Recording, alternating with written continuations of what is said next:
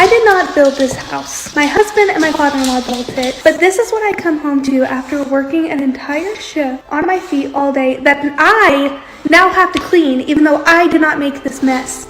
Look at it. Either they got the message that was super disrespectful, or they think I'm completely incompetent and they won't ever ask me to do anything again. Either way, win for me. We had a long conversation a couple days ago, and we've come to the conclusion that the best thing for both of us is for this to end. We are getting a divorce. So you might recognize this video from a couple of years ago. It's already been covered by channels like Abba and Preach and Think Before You Sleep.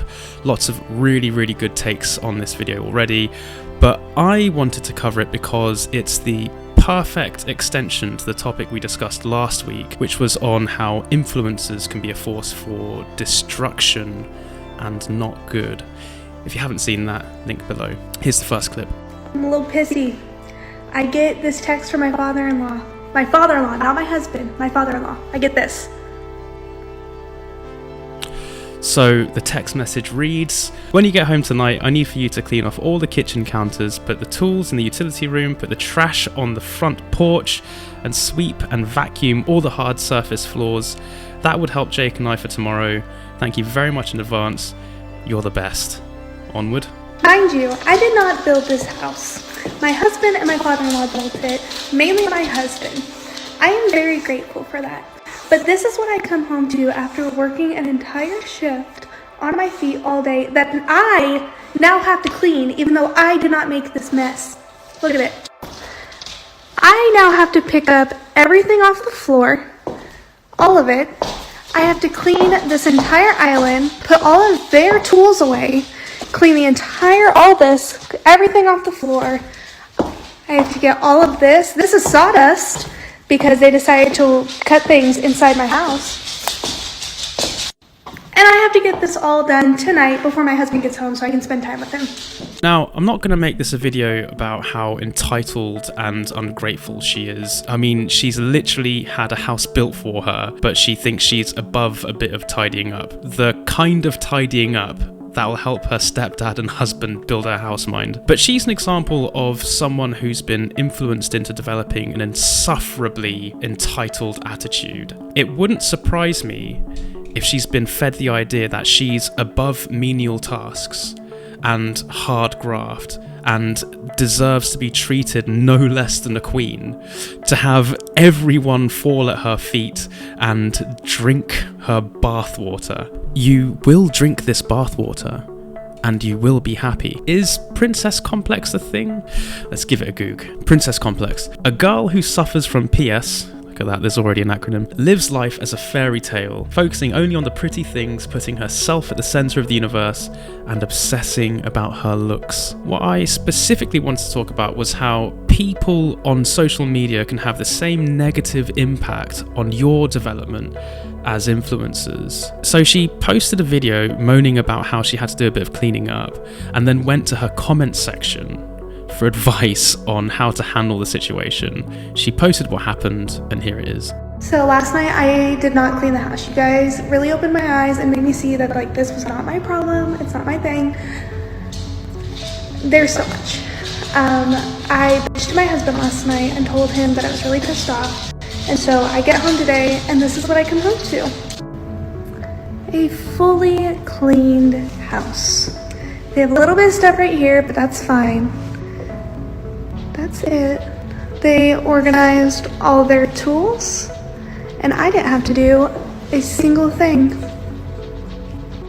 Either they got the message that was super disrespectful, or they think I'm completely incompetent and they won't ever ask me to do anything again. Either way, win for me. Ugh. Man alive. I am trying so hard to find the positives in this woman. If anyone can tell me why she's in the right for not helping out with the cleaning, let me know immediately. I need to know. Now, if you're watching this video, chances are our values are quite similar, and it's safe to assume you're not entitled, you are grateful for the things people do for you, and probably willing to roll your sleeves up to help out those around you. This is called an echo chamber, and we've got the good old algorithm to thank for bringing us together in this happy place we call YouTube.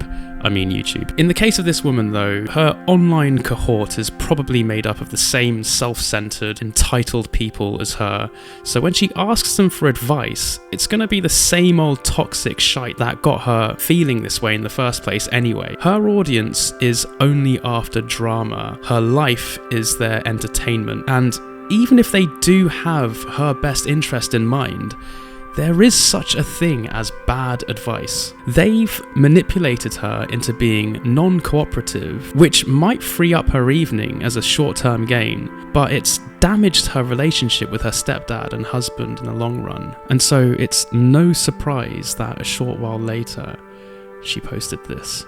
This is the update. It's not a good one. It's not a fun one. It actually really sucks. But I'm going to keep it short and sweet. We had a long conversation a couple days ago, my husband and I, and we've come to the conclusion that the best thing for both of us is for this to end.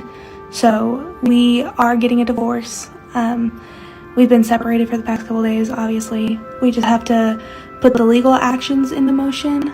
But yes, we are getting a divorce. I mean, we all saw it coming, but what I can't get over is why it took him so long to leave her.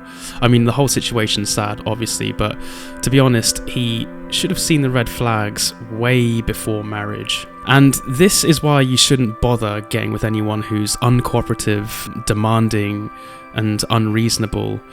Do yourself a favour and save yourself the headache, honestly. People who are susceptible to being manipulated need to develop a strong sense of self-awareness and empathy. The ability to see through another person's eyes, to walk their walk, to fart their farts. We need to avoid surrounding ourselves with destructive personalities, keep them at arm's length, or just observe them from afar.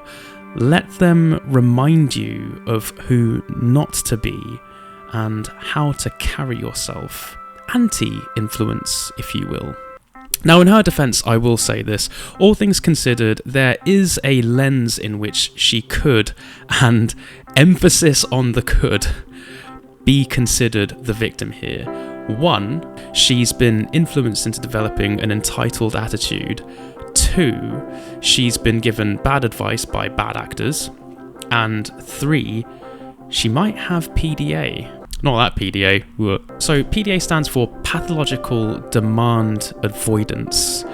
Basically, if someone tells you to do something, your entire body enters a fight or flight mode, and you do everything in your power to avoid the demand. This could be anything from eat your veggies to let's meet this weekend to can you put all our tools away and take the trash out for us so we can build your house quicker tomorrow? Okay, thanks, bye. Let me just pull up the definition for PDA real quick. This is from the Children and Family Health devon.nhs.uk website. Kind of ironic, seeing as she is acting a bit like a child. But anyway, PDA. People with PDA will avoid demands made by others due to their high anxiety levels when they feel that they are not in control. People with PDA can be controlling and dominating, especially when they feel anxious and are not in charge. Many parents describe their PDA child as a Jekyll and Hyde character. It is important to recognize that these children have a hidden disability and often appear normal to others. Individuals with PDA are typically socially manipulative. See that? Typically socially manipulative with people and are thus superficially socially skilled, which sets them apart from those with autism and Asperger's syndrome. Just skipping ahead slightly, they often have highly developed social mimicry and roleplay, sometimes becoming different characters or personas. So, in my humble opinion, I think there's a lot going on here. On the surface, she looks quite uncooperative and hostile. Some would even say bossy. And I think it's easy to quickly label this woman as insufferable because she is. But actually, if we peel back the layers of her personality, we find a lot of complexity buried within. When you watch that third video, you realize there is a person inside her. Someone who feels just like we do. And in her mind, she probably thinks she didn't do anything wrong, which makes it all the more painful.